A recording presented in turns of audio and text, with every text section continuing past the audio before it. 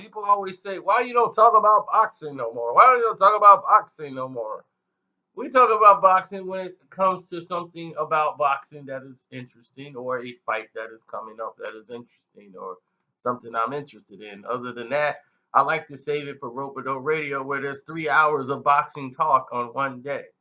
So that's what I would rather do. But you guys are very into this Deontay Wilder situation with Tyson Fury and actually what happened with Sanders, Bradley Saunders.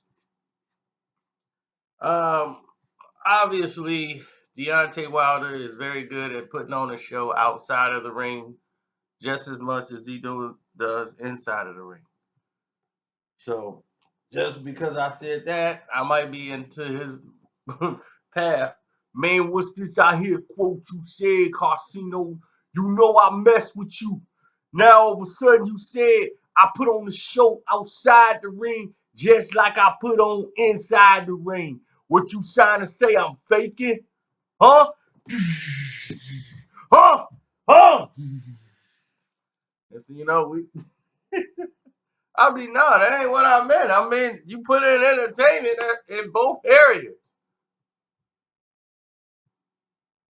Next thing you know, I'm in a brawl. It'd be Carcino and Deontay Wilder chasing each other in the hotel.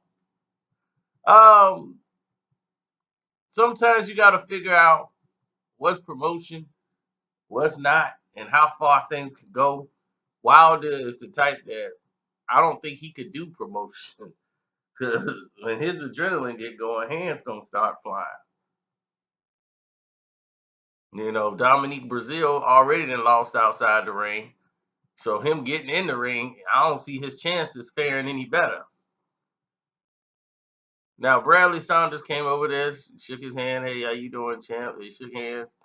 He, what's up about this quote you said about me being a racist? That what you said in your quote about me being a racist? What you want? Huh? Huh? You did the game.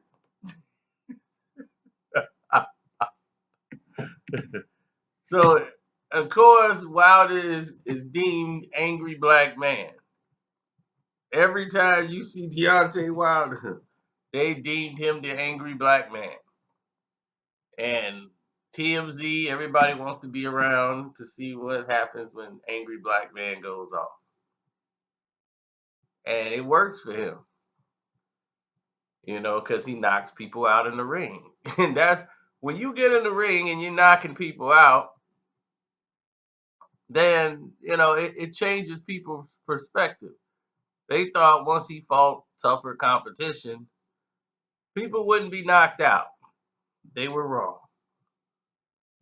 They were all wrong.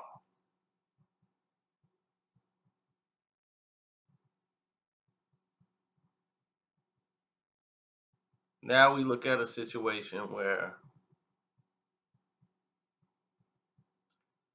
you could see the reality show going in a whole different direction, but Wilder could put this aggression on anybody. It can be anyway. You can have filmed Deontay Wilder in Walmart. Are you sure you want this one and don't want the other? Why? I rung it up, didn't I? What you mean? Do I really want it? Why? Because I'm a black man who about 6'8", huh? About 6'8", 218, lean. I ain't gonna want to buy that. Hmm. Oh, you think only because nobody else will come in and buy this product, huh? I like to eat yogurt. No, I'm just saying it's a sale. So if you want to go back, oh, nah, I can't afford it. That what you trying to say? I can't afford it because I'm a 6'8" black guy walking in here with some braids on my head. Huh? Now, what if I cut them off? Would I be able to afford it then? Or maybe I'm an NBA player now, huh? So I could be able to afford my yogurt. That what you trying to say? Huh?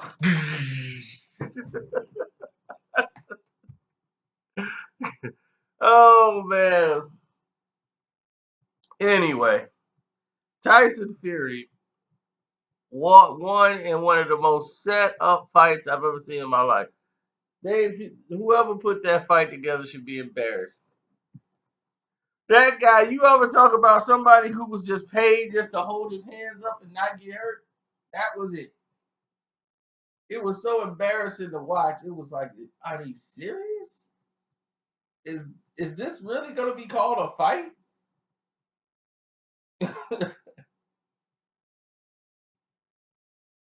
Oh my gosh.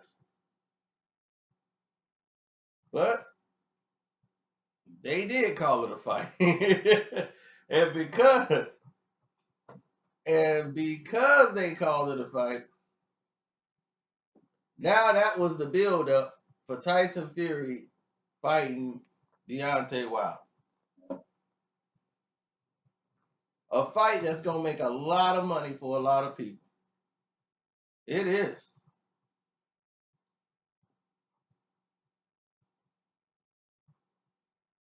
So people are gonna be vested. They're gonna want to watch it. If Tyson Fury comes in as Tyson Fury, he can prevent some different challenges for Deontay Wilder. He's got size galore, but he's crafty. He's got a little craft to him. He's got some skill about himself. But being out of the ring for so long, looking the way he looked the other night, Wilder would knock his head in the third row. You guys got to remember, he was dropped by Cunningham with a perfect right hand. And Cunningham's a cruiserweight. By nature, he's a cruiserweight. But with that and still, even though he's a cruiserweight, I felt personally that that punch shouldn't have dropped Wilder the way it did. I mean Fury the way it did. So if Wilder was to connect, imagine what the effects would be.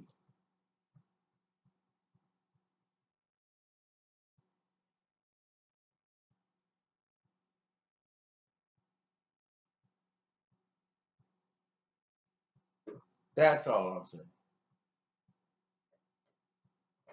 Wilder he's only really 218 pounds, 220.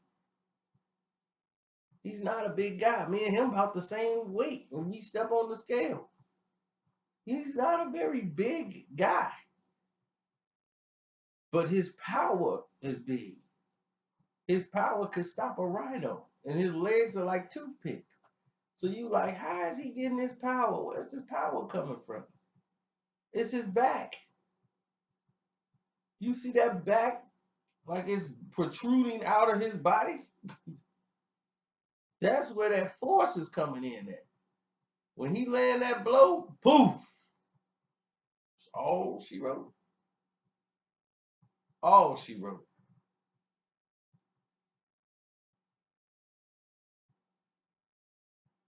So in a heavyweight division that hasn't been relevant since Lennox Lewis basically stepped out of the picture, and it's been dismal ever since. There has been no real heavyweight champion since. I mean, the Klitschko's basically fought nobody during their reign. There was like nobody there to even challenge them. So them by just sticking around, they were heavyweight champions for a long time, and no one cared. Vitali just got old and retired. Like, I just gotta retire because it don't even make sense for me to continue this. There's no one here for me to fight. People are saying we should fight each other, and that's not gonna happen. So Vladimir stayed long enough to get himself knocked out by Joshua, and Now we just gotta see. One day Joshua will stop being protected by Eddie Hearn. That protection will run out, and next year they can go ahead and make this fight. Just like Eddie has planned. Eddie told y'all, look, I ain't making this fight till next 2 years. I believed him when he said it. Y'all didn't believe him. I did. And now we're gonna be looking at 2 years. They gonna get in the ring. So if it don't happen next year, because one of these people that lost, because they kept playing around with the fight, then I'll see. But I see the fight happening next year.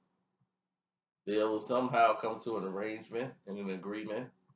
They would have built the fight up to its natural peak, to where 80 felt like, okay, now we done got all the money out of it we can. Now let's make the fight. And for those out there who don't understand, this is what promoters do. They're promoting the fight. This is what part of promotion is. If you give somebody the fight just because the people want to see it and you don't make the money off of it, you're losing out. That's the promoter. One promoter was mad. He put a fight together that was massive and he was ticked off. He was like, I'm ticked off because this fight is 2 years too early. He's like, now watch. This fight cleared 10 million today. Could have cleared 50 in 2 more years. So I've just lost tens of millions of dollars on this fight because it's 2 years too early. I'm like, wow. I never looked at it that way. Everybody was thanking him for making the fight right away. You did the right thing. Put the fight on right now while the people want to see it. This is what people want.